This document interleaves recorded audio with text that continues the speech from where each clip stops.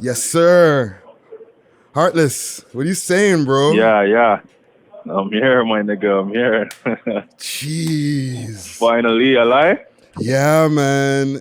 Yo, so many people in our comment section are always like, when are you gonna get Heartless G on here? And I'm like, yo, that's not Oh, that easy. yeah. Yeah, yeah. My supporters are tribalistic still. Yeah, bro. Like they really, really support you, fam. Like, I don't know, like if anybody like they put you on to the thing that I posted because I was having a conversation and they were like, yo, the guys who are inside right now who've been putting on for the city. And I was like, I was talking to Boogs. That's what it was. And he was saying Sam G and Heartless G. And then people just started hitting me. Heartless, heartless, heartless. I was like, whoa, whoa, whoa, whoa, calm down. So where are you right now?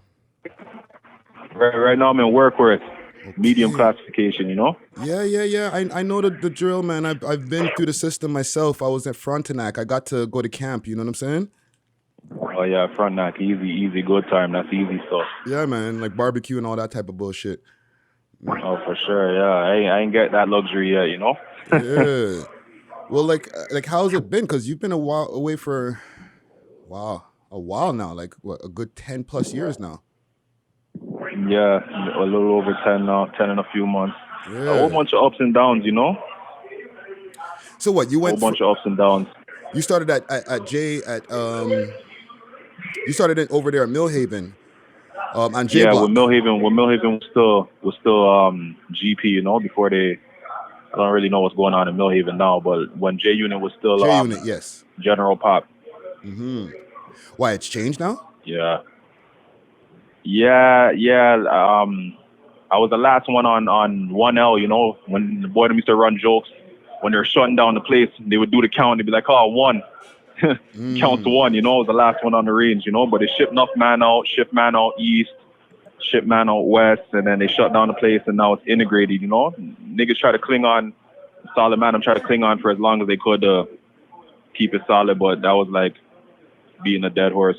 Yeah. Didn't last very long. And like even before we get into some other questions, something that we do have in common is when you started going through the system, I was going through the system around the same time. Can you still hear? Can you? Oh yeah, eh? Yeah, I was like it was in 2010 that I was doing my time. So I was there during the time when everything was changing.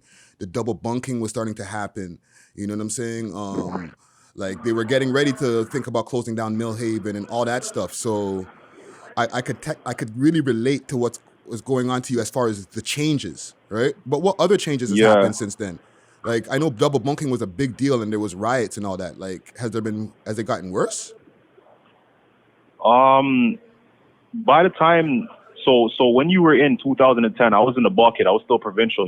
Still was Yes. going through my trial and shit or prelim and all that shit. But by the time I made it to the federal system, I was like late 2000 or mid 2013. And Mm-hmm. they were just like having like workup was done, the whole core can situation. J Unit, there was no double bunking when I got there. Right. They were having like miniature riots, nothing major. I wasn't there for nothing major. Like man would just butt up cells on the range and Mm-hmm. simple stuff like that. Blockers up. That's a regular situation. Yep. That type of thing. So So like I missed a lot of the good stuff. I didn't. I heard there was like drives, fried chicken, KFC, pizza. I didn't make it for none of that good shit. yeah, when I was over there at Frontenac, we used to be able to have like a certain amount of cash on hand. And from that, you can use it to order food and stuff like that, and you can combine with the next man to order your food because you're not allowed to have over a certain amount, right? So there was like stuff like that Yeah. that was. But let's fast forward. Like there's a pandemic going on, so I'm sure a lot of shit has changed with the pandemic. Yeah, but I believe you can still do that shit in Frontenac and Fenbrook and all that type of shit. You have your grocery money, which is a Hmm. little bit separate from your actual Bantine money. Yes, yes. But like now we're in And COVID times. Is everybody masked up, or is it like guards? Like how's the conditions now with COVID? Oh man, the whole scenario is like it's like it's by the fly, you know. It's like every day they don't know what they're doing, you know, but they're trying. And like the boy them should be wearing their mask. To my understanding, they're required to wear their mask, right? Because we ain't gonna contract no COVID unless they bring it in, you know. They have to bring it into place. Exactly. So they should be by protocol wearing their mask. But the whole situation is like an array right now. Units are all blocked off. It's one unit at a time. Wow. There's not really as much movement. I don't know. The last time I haven't seen a weight pit in months. There's no gym like that. Like movement is all strained, you know. For those that are trying to like better themselves educational wise, the days have been dumbed down. Just now they came with a more regular routine, which is still not a regular routine, where guys have one day, each unit has a one day where they have movement, and even then the movement's restrained, you know, and restricted, so guys can go to school, but not really too much is happening at the school library in regards to like signing out books and hitting up a computer and shit. Like everything is out of whack with this whole bogus shit. This has visitations done. Like before, if you look at VNC over here, I don't know about in any other institutions personally, but over here right now, VNC visiting looks like a crime scene, you know, like yellow taped off, and you can't sit within 6 feet or whatever from your visitor, no hugging, you know. Wow. They have to be coming from what's the word? The gray. If you're in a gray zone, that's the bad zone right now or something. A gray area. Yeah, if your people are coming from a red zone, I think it's called. When you're red zone. Yeah. Okay, so if your people are coming from somewhere like that, they can't even get into place, you know. But then even now, that's even shut down. Now it's just like video visits, you know, over a screen and shit. So people are not really getting too much contact with their people on the roadside. That's crazy. That you know what? Because, you know, being able, when you get to the pen and you're able to at least be in the same room with your people and stuff like that for visits, that means a lot. So like, what has that done to like your mental state and like some of the people you've seen around you? Fuck. I see like the fact that people can't get it now. It put a mental strain on enough guys. Like guys, I didn't know it was that serious. Like honestly, for me, it's a big thing. But like, I've always been a loner amongst people, you know. So I can go years without you know any like support like that. Whoever really supports me is always gonna be there. I can always reach out to them and it'll be the same. But like people have come and gone in my life regular, you know. It comes with the territory when you're going through these type of things, you know. People they fall off, you lose contact with people, you know, like things become strained, relationships become strained. So I've gone through years at a time without visitation sometimes, you know, and then sometimes it's like the visitation is super frequent. So it doesn't really bother me, but I see the way it affects other people in the place. And like, man hears his PFVs, his trailer's getting canceled, the man's losing his mind. Like he's running jokes about he's gonna string up, but like to a man like me, like that's not really a joke, you know. That's like, whoa, like fam, like relax. Like it's not that serious, man. Yeah, you gotta watch those talks. Yeah, you gotta watch those talks. And if you say that crazy around a guard, oh my God, like they're gonna put you in a different suit and all that type of thing, and you're done. You're hitting up the dolly. You're getting put in the dolly dress, kidnapped.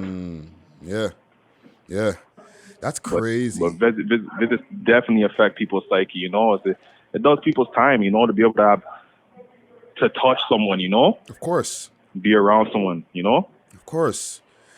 And like before federal, right? You were in provincial, and how long were you in provincial for? Like 2.5 years.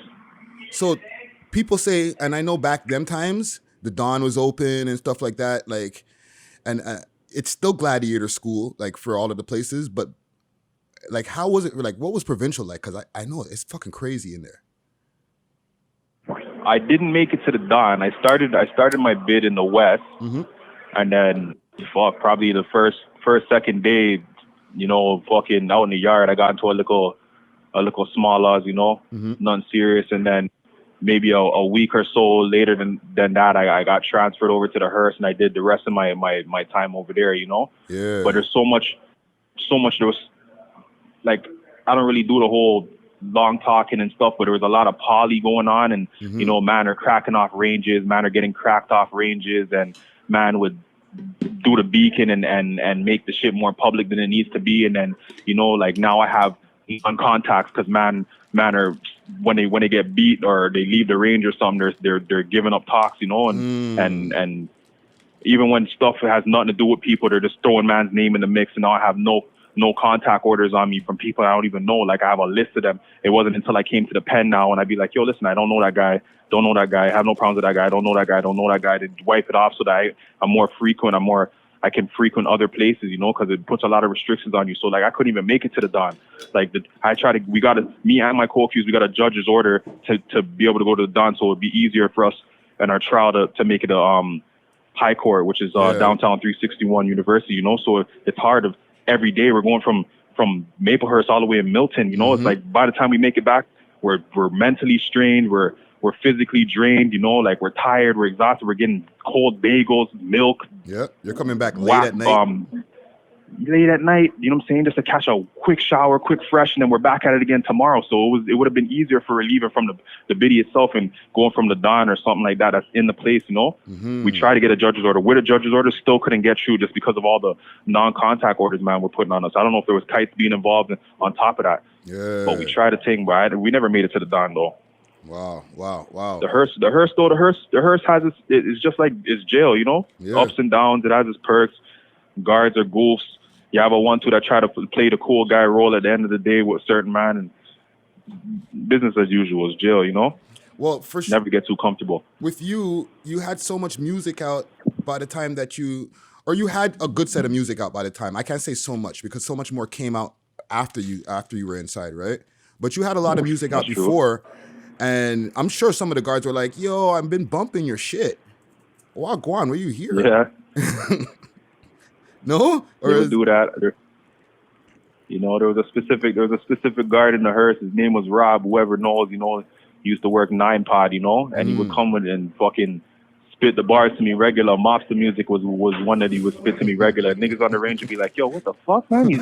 That's your shit. Like, you know what I'm saying? I try not to, like, make it too, because if he sees me getting giddy or something, you know what I'm saying, he's probably going to, like, take it away and go on extra friendly with me. And I ain't trying to be too friendly with a guard. Like, that's so weird, you know? It's weird, but they're fans too, you know what I'm saying? Like, they go back to their hood and, you know what I'm saying, do whatever they do, and, you know, they're like, you gotta listen to music. They're listening to you, nigga.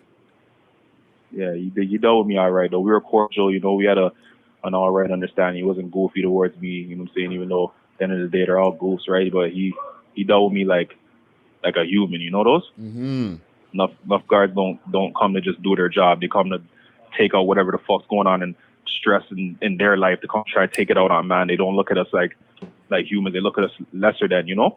Yep, for $60 an hour overtime. I know. No, for sure. Trying to get that danger pay too. Try to draw you out. Try to make you fucking flare up and try to swing on them. Get that danger pay, that extra overtime, you know? Yeah, yo, fam. Like I said, I've done baby time. Okay, so I'm gonna put that out there. But I can relate from the little space of time that I did. You know what I mean? The way that the system and everything is like structured, it's very crazy. You know what I'm saying? But let's go off of that for a second, and go back, right? Because you know you had a whole life before that, and you're repping Vaughan and Oakwood, right? What was life like for you, like as a teenager, like before 19 years old? Before 19, like it was pretty smooth. It wasn't nothing too crazy. Like, it was a regular teenager life, you know, like regular stuff that teens get into, you know, drinking, smoking, trying to rope gal. I wasn't really a house jam type of guy, and obviously, you know, Vaughan and Oakwood beer after hours. I was more of a homebody. I like to like sit at my house and bump music and listen to instrumentals and shit. So like, I'll step out with the dogs and be like, all right, they're going to the after hours, or they're going to Town Talk or whatever. You know what I'm saying? I lived out in Durham for a little bit, so house jams are going on over there a lot too. I wasn't really into that. But if the man's just saying like, yo, like, we're stepping out to a house jam forward, gal are gonna be there, I'll forward for a little bit in par. But like, I'm not in the circle doing a whole bunch of willy bounce and like I'll hug a two bubble and that's it. You know, I just want to bun my things and go back on my ways, hit back the yard and bowl out in the basement or something, you know? Yeah. So you've always been somewhat of a loner. Yeah, you know, a loner amongst people, you know? And then like we get into teenagers all do the same shit, get into the 1-2 fuckeries, you know, like bang outs here and there, you know, like when you're bored and you know what I'm saying, ain't too much going on, you do a 1-2, keep up with a 1-2 fuckery. Everyone does minor shit, like maybe like throw a rock at a window or some dumb shit, you know? Kid shit. Kid shit, you know? So like, what about high school? Were you like a shy kid? Were you the athlete in high school, or were you the bad man in high school? Like, what was high school like?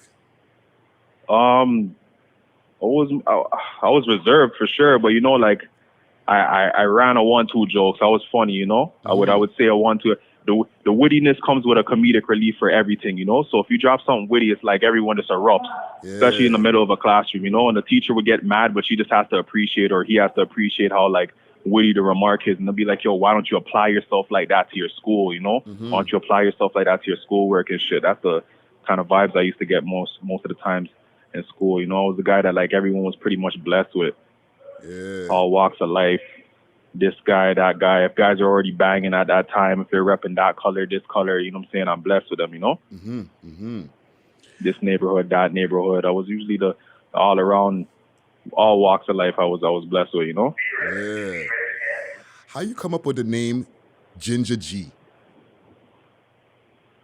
Ginger G. So back then they were, you know what I'm saying, they were calling me Ginger the Bread Man. Sick. You know what I'm saying?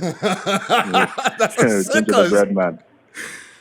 At a 1-2 I was doing back then 15, 16 to get a little bit of money. I was making a little bit of money, and it was Ginger the Bread Man, you know. And I just lived up to the name more, you know. Just fuck, my name's the Bread Man. I gotta get this bread, you know. Yes, sir. And then man say, yo, man, just move like a G.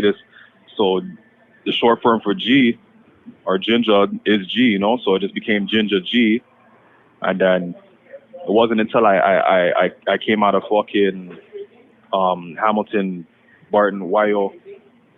Dropping my shit for me. Respect, brother. Yeah, fucking I came out of Hamilton. I got a Bly. I went in for an attempt, got dropped down to an aggravated. I pled out to assault with a weapon. But the boy them kind of tricked me a bit, or the crown kind of tricked me a bit. I was trying to plead to free my homie up, and they made me plead to the facts, and it kind of made it a little bit worse for my homie, you know, and he had to do a couple extra more months when I was really trying to free him up. And it wasn't until I came out of that, and it's just like, I realized that was the longest I've ever done inside up until now, you know. Like before that, I did maybe 2 months or 3 months for some controlled substance bullshit, you know. And that was open custody, so it wasn't jail. It was like fucking a clubhouse, you know what I'm saying, like camp. And then, so when I came out, I realized like enough people that I thought like, you know, when you're feeling yourself and shit, like enough gal that was fucking with me, they weren't checking for me, and I just realized I had to like put up a shell, like I had to put up a wall to be able to deal with that, and that's where Heartless came in. Man, they're like, yo, man, you're moving Heartless, fam. So G's more the guy that like he has feelings, he has emotions, he has like he goes through everything that everyone else goes through. You know what I'm saying? And then Heartless is the guy that is born from what G goes through and can handle all the shit. You know what I'm saying? He's the birth project of whatever G goes through. You know? Yeah, that's deep, man. You know what I'm saying? Like your name is a product of literally what you went through. Facts. You know what I'm saying? I'm gonna throw a name. I'm gonna throw a blast from the past from you. Okay? Yeah. Freddie Fame. First mixtape, Re-Up and Push. Yeah, Freddie Fame. So tell me how that came together. That fifth mixtape. I don't mean the fifth mixtape. It was your first mixtape, but it was the fifth. Was the name of the company that it was put under, right? Yeah. So I got introduced to Freddie Fame through, I believe it was Shell Rock, Thug Mentality them time there. Either that or Butterman, you know, Butters. Shout out Shea Butter. One of the two of them introduced me to Freddie Fame, brought me around Freddie Fame, and you know, Freddie Fame was he's like a jack of all trades. He's doing photo shoots and all types of shit. So I took a couple photo shoots, and the man was saying, yo, fam, you can't just be dropping tracks like this, because I would just go in there, drop like 5 tracks a session, and then be like, yo, when are we going again? And then drop a next 5 tracks, The manager saying, yo, you gotta have some ethic behind this. You know, you gotta put out projects. There's gotta be a business aspect to what you're doing. And then that's when the manager saying, yo, come up with a idea and work towards that. And I'm like, all right, well, fuck, I still rap.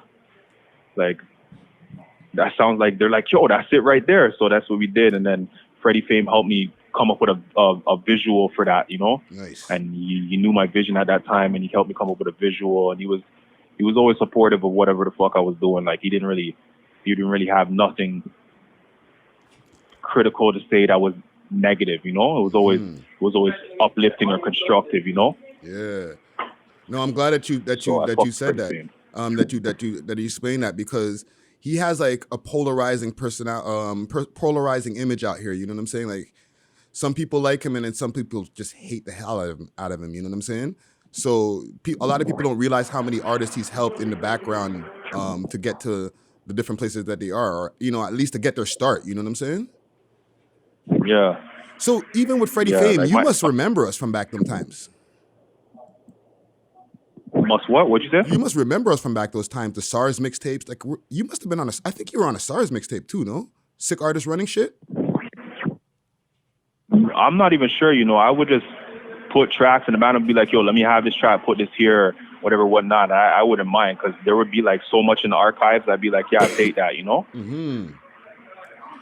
But a lot of things people don't know. I don't know if it's going to get them in trouble or not. Even when I was going through my thing and I was on the Rizon, you know, Freddie had me there. We shot a music video at his spot, you know? That's where Have a Nice Trip and some of the scenes for I Love the Blood came from, you know? You know, that was actually his spot, and that was one of my questions. So continue. So, because I was like, how the hell were you able to drop so much shit on the run, fam? You know what I'm saying? So like, I'm like, fuck, this is what they're trying to do to me right now. Fuck, I gotta go extra in right now. But at the same time, like, everything I was doing, it's always been, I have like a support group, but it's coming out of my pocket. Like, I'm paying for studio time. I'm paying for whatever I'm doing, you know, photo shoots. If it's photo shoots, even if we split in, it's a multiple man photo shoot. I'm paying for what I put in. Like, so my pics, I got to pay for my pics. I got to pay for my hour. I got to pay for my time in the studio, all that shit, you know? So when that, at that point in my life, it was more strained for me, because obviously I'm moving around, one eye over my shoulder all the time. And, you know, like, I'm trying to figure out, like, why am I in this position right now, and at the same time, how can I make the best of this position and keep my head on straight and focus on what it is that everyone's been trying to tell me to focus on to begin with. It's like, that made me more appreciate what I was taking for granted before. So I started going in the studio more, and at that point in time, I was doing a couple of things with Cavity and LTMO, Crucial Love, you know, and some of the more the mob them were coming up. They're starting to rap more then. So every session I'm there, you know. Whether it's we're working out, this is where we're living. We're living in the studio. I'll buy the bottles, I'll buy the loud, I'll pay for the session just to make sure the madam are on it, make sure the madam are doing it. Keep making tracks. That's crazy, man. That's what I was on at that point. Because, like, you're the one who's on the run, but you're the one who's the most focused and, like, almost pretty much putting on for the man them. You know what I'm saying? Something like that, yeah, pretty much. That's yo, I rate it, fam, and I commend you. You know what I'm saying? But even like with the music videos, you're one of the earliest cases where music videos were pulled up in court. I actually made a record of the most music videos ever pulled up in a court session. You know what I'm saying? Tell us about that, man. So fuck, I can't go too much into it because I'm still going through my legal situation, you know? Without, you know, fucking anything up that you got going on, please. Yeah, but what generally they were trying to do, I assume, is for a first degree, for something to be considered first degree, there's 3 ways you can achieve that, right? So it's either planned and premeditated. So So forcible confinement. So like say you're in an act of forcible confinement and someone dies in the act of the forcible confinement, that's considered first degree and for the benefit of a criminal organization. So obviously they had no way to say the first two. So they had to find a way to say, okay, this crime was for the benefit of a criminal organization. And the way to do that was to paint me in a light that I'm a gang member, you know, and I'm affiliated to this gang and whatever the case may be. So they try to use the videos, and they didn't really have a lot aside from that type of stuff, you know? So they were trying to flood the courtroom with that shit. And I remember when they first proposed it, it was about, 70 something like that. And they wanted to put that out there, and you should have seen the judge's eyes. Like, what, why? 70 something songs? Why do you need this much? 70, it was YouTube videos. Some of them were like audio, but obviously it has like, they're considering them videos because it's on YouTube, but it's just like a still image and a track. That's crazy. That's so they just wanted to add, all of that for like what? And the judges, it wasn't until trial, and I think prelim they dumbed it down. Trial again, and the judge was like, yo, narrow that down some more, you know what I'm saying? And they were just trying to slow the man with that. Obviously, character evidence as well. It plays a role into character evidence as well. Like you have an all-white jury that's not gonna, they see fucking black man throwing hands and waving their hands and rapping, and you know what I'm saying? They don't understand the culture as much, you know? So it looks more weight to them. So I character evidence. That's crazy. As well as whatever position they were trying to pose. That's crazy, man. Because like now they've officially, I don't know if you've seen this in the news and stuff like that, they've officially made it official that they can use lyrics in court. And in them times it wasn't official. It was just like stuff that they're trying to do, you know? Hey, if we can get this passed in court, then fine. But it wasn't like an official thing that they can do. It was like literally maybe a week or 2 weeks ago that they were like, this is official. Now we can use lyrics and different things in court. Yeah, especially around that time, it was extremely new terrain for the judge. Charge me what? Yeah, bro, I'm doing something right now. So fucking, they were trying to, it was new terrain. So the judge was talking about he had to consult with American judges to come to a better understanding for his position of what he's gonna do, and it was like confusing. So it was all new terrain for everyone at that point in time. Yeah, and like even like another person that has also dealt with that is Lamar Ammo Skeet, and y'all got music together. Yes, you know what I'm saying? Yeah. Shout out Lamar, shout out Ammo, you know, free Ammo, you know. Yeah, and I had an interview with him last year, and we had a great conversation. You know what I'm saying? We got to talk about a lot. He also mentioned like that you guys were recording in the studio inside and stuff like that. So tell us, how did that get popping? How did y'all meet, and how do y'all like, you know, let's start making some music? So I've known Ammo for years, you know. I first met Ammo, like we've had mutual friends. Like I told you, I always get along with different blocks, different neighborhoods and stuff. And you know, I was in YO, which was at that time Hamilton Wentworth or Hamilton Barton Street, you know, 5A right. I was with one of his friends, on range with one of his friends, and then a few months down the line I was in again for the same case I was talking about prior, and we met there. Ammo came in, and I liked his energy, you know, like I seen him get into a certain scenario, and the way he handled himself in the scenario, I'm like, oh fuck, like do not sleep on this little guy, like, you know what I'm saying? Yeah. And we just vibed from there, like, you know what I'm saying? We were vibing from there, and I think at that time it was like me, him, and Curlaws, we would always be on lockdown, you know? That's crazy. We're always on lockdown. Sorry to interrupt you, but and keep that thought. That's crazy you mentioned Curlaws also, because I also had an interview with Curlaws last year. Yeah, man. Curlaws, the three of us, we would always be on lockdown and shit.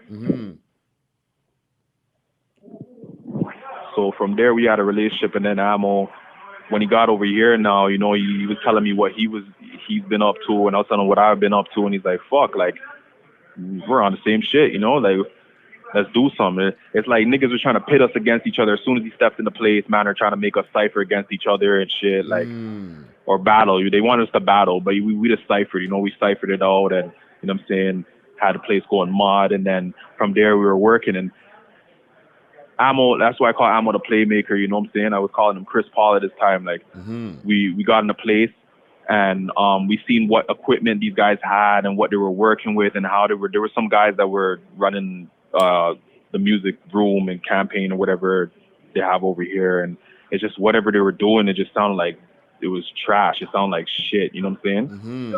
And then I was like, "What the fuck is this? Like, what is this tool you guys have over here? What's this shit you guys have over here? Why are you guys not using this? What does this do?" You know what I'm saying? Yeah. He's just involved. He's active, you know. And then he was just building information. He's like, yo, G, you know this does this, right? I'm like, say word. And then from there, he started making them bring out certain equipment that they had tucked away, dusted up, didn't even know what it does. And then from there, I guess these guys, they're doing their thing now. So now they have more tools and equipment that Ammo was telling them to unlock. They got it. Ammo got it out, and they're using it now. But we were working on other people's time, and we weren't feeling that. Like, we'd have to work on their time, and at the same time, people are not going to push your craft more than they're going to push their own craft. So they're doing their own thing, and then whatever time's left over, they'll deal with us. And then me and Ammo, we're moving as a one unit, so we have to split whatever time's left over fairly between the two of us, you know, so we get through and do what we want to do for a unit, a unified project, and for our own individual stuff. Watching, spin the wheel. Some of them standing on the couch or shaking they bubble on the bed. They drunk and they fucking the room. So I just used to hover over the guy's shoulder, and then I just watched him and learned whatever he was doing, and Amo's just in the background dying, you know. Amo's laughing, and boom, I just learned how to fuck with the shit. And I said, yo, we don't even need these guys. We just took over that, you know what I'm saying? And now we have the formula, and me and Amo just started dropping shit regular. We're just out there pretty much living out the music room. If we weren't recording, we're sitting in there listening to music, and there was always good vibes at Amo, you know. Like, his creative process is sick, you know. And it was like we always build off of each other, and it's like the next one always came out more amazing, and Amo pushed me to do more outside the box stuff. Like, we're doing a whole bunch of drillish shit, like gang shit, and then he's like, yo, let's try to do this, and then he'd be like, yo, Black History Month coming up, let's do this, and you know what I'm saying? Yeah. That's why I was calling him the playmaker and shit.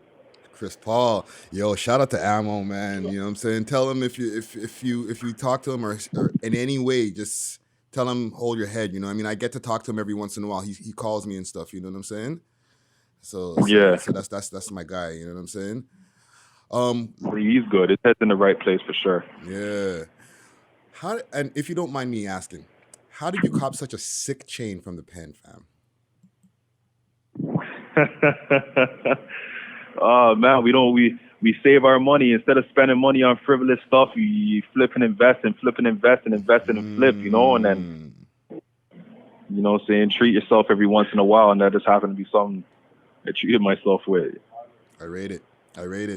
You know what I'm saying? It's inspirational because there's a lot of lazy people on the outside. You know what I'm saying? There's a lot of people out here that, and I get at them, you know what I'm saying? I'm like, there's no reason for you guys to not push your music, you know, not get your name out there. There's men in jail that are like getting cross and getting their name out there still while they're inside. You know what I'm saying? I'm not just talking about you. You know what I'm saying? I'm talking about guests like Casper and K Money who dropped music videos while they were inside. You know what I'm saying? Like, they had stuff in the tuck and they time released it properly. You know what I'm saying? So I really rate what you're doing by keeping your name live. Because when you do come home, people will still be expecting you, and you'll still have the love that you had before you went away. You know what I'm saying? It's 50% me and it's 50% my fans and supporters. Because if they weren't as tribalistic as they were, I don't think my name would still be what it is. You know, like I wouldn't still be as relevant as I am. You know, without them, like they're just not letting it happen. They're not having it. They're not letting that shit die out. And they appreciate, like, whenever I put out some quality, or if the flow or the bar scheme is up to par, they're making sure people understand and recognize that, yo, listen, metaphors, punchline, flow, tune in, tap in, you know. Well, and I have to appreciate that. The tune that I just heard right now with you and Sheffy, oh my God, woo! Oh yeah, Sheffy. fire. 100. Sheffy's the playmaker on that one for sure. That shit is so 100, fire, blood bro. And you released a book too, or tell me about the book that you released, man. Like, cause that's another lane. You know what I'm saying? So the book situation. So I got two. I got one that's just like in between time before I release my next book. My bro Captain's about to release a book too. But in the meantime, between my next book comes on, my next novel, I dropped a short stories and poems just to hold people over. But how my first one came about is when I was because I wasn't really tapped in with my education on the roadside. I was distracted, doing a whole bunch of fuck all, all that teenage authoritative shit, like fuck authority, doing my own thing. Like you always think you know more than you really do. Yeah. You know what I'm saying? It wasn't until I started really taking it in, like, yo, B, like I probably could do a lot more. Should I listen to my dukes about certain things, like it was making more sense when you're more mature. And I try to get my education out the way, and the dude's like, yo, B, like you're fucking smart. You need to do this. Like he's trying to approve certain credits and courses that were not generally approved to the population in here, and you got it approved. And one of those happened to be EWC English Writers Craft, which is a college level credit that I got in, I think, when I was doing my grade 12. And one of the requirements, one of the assignments was to come up with a short story. And it started off, and that was a short story. It was Jaleesa's tattoo. And when he read it, he's sitting there. He's like, "Yo, you wrote this?" I'm like, "Yeah." He's like, "You wrote this week?" I'm like, "Yeah." He's like, "You need to turn this into a full book. Like the characters, I'm so engaged."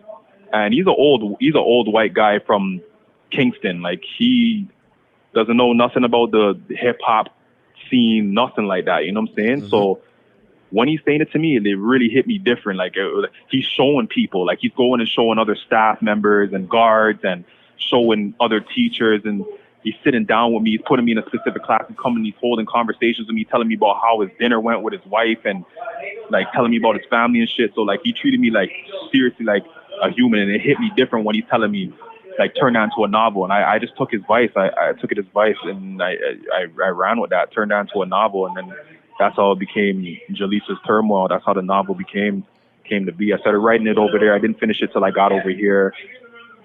And then once I finished writing it, my shorty helped me self-publish it, and then we put that on Amazon. We went through a lot back and forth. I probably gave her a lot of headache on that shit, and it was worth it. It came out well. That's dope, man. That's so dope, man. As somebody who's gone through so much, like, and you've seen a lot when you're on road, you know what I'm saying? I'm sure like you've seen the way that the scene has gone crazy over here in the streets, you know what I'm saying? Because y'all get the news and stuff like that. Oh, for sure. One thing I always ask people is like, with our gun violence that's going on over here in the city, what's one thing that we can do to bring it down? Because I feel that your opinion would be really, really valuable, because like you're sitting inside right now for so long with the amount of time to think about things. You know what I'm saying? Yeah.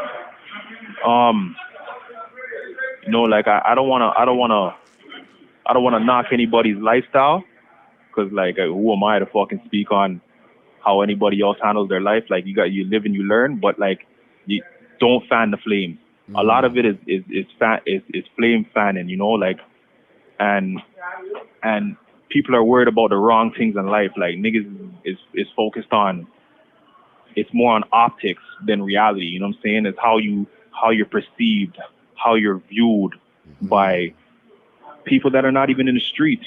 So you have people that live in a house in their basement, probably even been outside in 2 weeks, COVID or not, even without the pandemic, haven't been outside in their 2 weeks, sitting in the basement with fucking grease stains on their t-shirt and a fucking computer chair, talking their shit. That's what they're catering to, and those people don't know what it is. And the way it spins out well, like worse. The way it'll spill is not the way that is worthy of the talent that enough of these guys have. Like so much young talented people in our city right now are not in tune with what they have, you know. They're more in tune with what people will think of them than what they can do and what they can do for people around them, or how they can, like, when I was on road, and even when I was on road, like, I was ignorant, people around me were ignorant, but the people that came before me,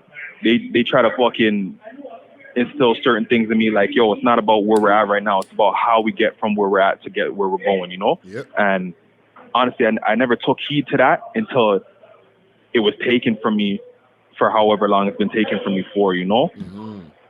And we're supposed to be doing this, whether, you know what I'm saying, you whatever you got to do, however you wake up and you make your bread, or however you go about your life, you should be doing this to take your family somewhere that they away from where they are, like to somewhere better. You shouldn't be going backwards or stuck, you know what I'm saying? You shouldn't be stuck, or you shouldn't be moving backwards. You should be always trying to move forwards. So, like, you know what I'm saying, the back and forth, the fan and the flames, it ain't gonna help nobody. Focus on yourself, better yourself. Once you're in a better position, better others, and that'll make the world a better place, and more directly our biddy, you know. So I can't speak too much on people's lifestyles. I ain't knocking nobody's lifestyles. I ain't gonna speak down on nobody, but niggas should be focused on the right shit. Niggas is focused on the wrong shit, and man's heads is all twisted up. And then we got these motherfucking platforms that are fanning the flames. They're using the man's, you know, anger and naivety and ignorance to fucking make dollars off of. You know what I'm saying? They're profiting off of this shit because politics is entertaining. You know? Yeah. So man or not, yeah, it's fucked up, man. Listen, man, I feel that's one of the more well thought out answers that I've gotten in a long time, and it's really important, I feel, for the people to hear that, because it's coming from a place and from somebody who's real. You know what I'm saying? That can really give that answer to the people. You know what I'm saying? I don't think anybody can feel offended by that answer. You know what I'm saying? Okay. When do you feel that, like, it will be the closest time when you can be back on the road? You know what I'm saying? And then when that happens, what's the next move? So there's so many scenarios that could go down. Like, worst case scenario, I'm gonna be in here for the next little while, you know. Knock on wood, I'm not even trying to look that far, but fucking there's the faint hope clause. You should know about that. The faint hope clause for man in my situation. I still have my appeal going on. We're trying to work on that. And then the whole scenario, like that for the last 4 or 5 years, you know, this is all I've been working towards, you know, so that I'm in a position where I'm not touching road to go back to the same scenario I was in before. Like, I want to touch road and have money. I'm going to make sure I touch road, I have money. That's happening. That's not even speculation. That's a fact. Yeah. And I want to make sure that I'm in a position that I can help others too, you know, like I can help showcase other talented people, help uplift certain people, help generate a better optics of our environment, you know, because we have like a one-sided image right now. It's like, it's a repetitive thing. Even in our music culture right now, it's like the same thing, the same sound, the same topic over and over and over. And I'm trying to do a little something different. So I'm trying to like set myself up so that I'm multifaceted, you know. So like I got a clothing line right now. If you don't know about that, the War Onto Apparel. Obviously I'm not gonna be a full-time author or none, but like obviously I'm gonna do a 1-2, dabble into that, a 1-2, and then for sure music situation. And then if at the very most, if I don't have artists, which I'm trying to push a 1-2 this year, I'll let you know about that just now, who to look out for from the whole R1 campaign. But if I can't personally do something for them, like steer them in the right direction or give them the right touch or something to fucking set them off in the right direction where they're not sitting on a block doing the same thing as everyone else, because it's like the same shit. Is either niggas is ganged up on a block shooting a video, or they're in a telly with some working things, rented videos, sharing man's chains that they didn't buy themselves, trying to portray an image that is not gonna make anything go on for them. Like, it's not gonna bring them nothing positive, you know. It's just gonna keep them in the same rut, same circle, revolving door. You know what I'm saying? Yeah. Listen, fam, I feel that this was like a really important conversation because the Heartless G that that went away 10 years ago to the one that I'm speaking to now, in my opinion, from what I've seen, and I'm only looking from the outside, is two different people. You're the same guy, you know what I'm saying, but you've evolved to a completely different man, you know what I'm saying? Yeah. And I rate it, you know what I mean? I appreciate noticing that, fam. I appreciate you noticing that for real. Like, as they say in the system and stuff like that, you are one of the candidates for the guys who are not going to recidivize.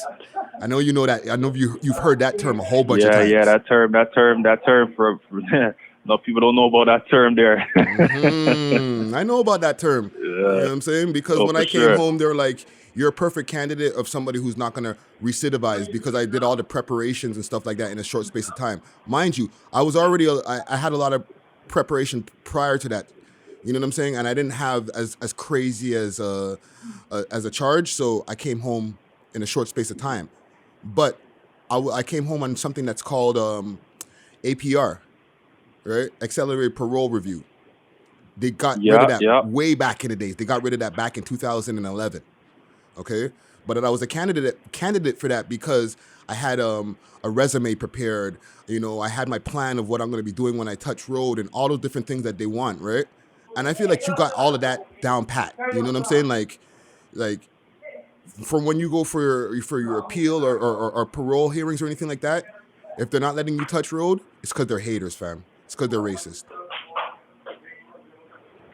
And that's kind of what made me evolve a little bit more too, because I noticed that it comes with like the visuals, you know, like this optics thing is a serious thing. Like, trust me, I've noticed like certain shit that other people get caught up with or go through, they don't get dealt with the same way I get dealt with. Even in here, it's like a regular occurrence. Like for example, like a man get caught up with like a spliff or something, or like in the place, you know. A man get caught up with a spliff, it's like a slap on the wrist. For me, it's like, what the fuck, El Chapo? I smuggled in a big package. I must have staff compromise, visitation lock off for a year. Like, it's a regular situation with me, you know? Yeah.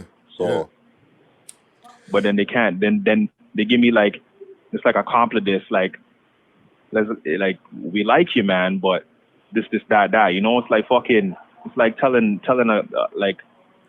telling a black girl, like, yo, like, your hair is beautiful for a black girl, like, you know what I'm saying? Like,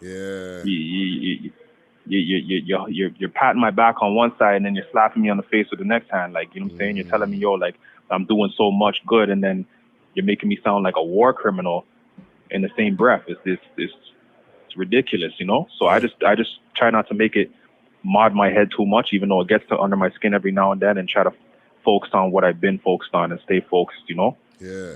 Well, as long as you keep on doing that, fam, I feel that a positive result will happen. The last thing I want from you, can you just for the people, give me one? This is Heartless G, and you're tuned into We Love Hip Hop. You don't know. Zoom. This is Heartless G, and you're tuned in to We Love Hip Hop. Don't know. Thank you so much, King. I really appreciate this conversation that we had, fam. Yeah, brody. Respect for this still. You know what I'm saying? Respect for the reach out, respect for the outlet. You know what I'm saying? Enough man aren't doing this, enough platforms aren't doing this. They're focused on the wrong things. They're focused on, like I said, fanning the flames. And this was a positive bongo right here. We had a good conversation right here just now. Well, my line of communication is open anytime. You can holler at me, you know what I'm saying? Not even on this music shit or anything, just like, yo, you know, while go on, you know, this is what's going on with me right now, and my line is open, you know what I'm saying? Okay, respect. I rate that. Real talk. You know what I'm saying? Just look out though. You're gonna see a lot more though. I'm gonna be real active this year, and you're gonna see a couple new faces from my campaign pushing this year too, you know? Okay. Well, listen, yeah, King. You know, I'm gonna do something for Black History Month too. Okay. Well, listen, King, we'll get up soon. You know what I'm saying? and like, yeah, man, like we'll talk on another wave. You know what I'm saying? Yeah, say no more. You don't know. All right, King. Done know, King. All right, you already know what it is. All right. Any last words before we get off the line? Yeah. Just stay tuned. You know what I'm saying? Don't count the man out. We're here. You know, a lot of more positive stuff's gonna be going on. Just stay tuned for the next few weeks, and you'll see it with your own eyes. You know. Okay. Look out for the man. Look out for my bro Captain. Obviously, he's gonna be dropping this video just now. I'm gonna drop a mixtape for Black History Month on February 1st called Operative Gone Black.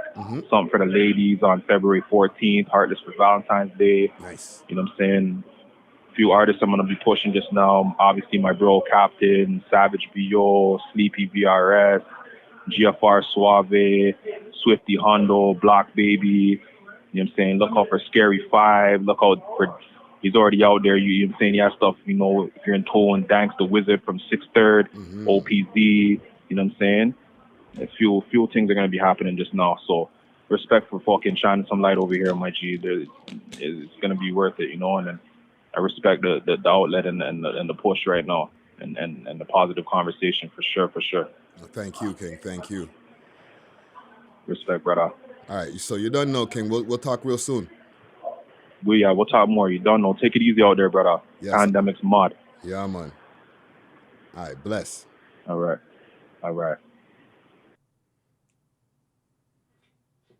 Heartless G, man. Yo, that was a real dope conversation right there. I'm really blessed to be able to have done this right here with Heartless G, and shout out to the whole VO. Make sure to subscribe to all our viewing platforms, you know, our listening platforms, I mean, and make sure to subscribe to this video here, subscribe to our YouTube channel. That's what's up, man. We love hip hop. Cheer.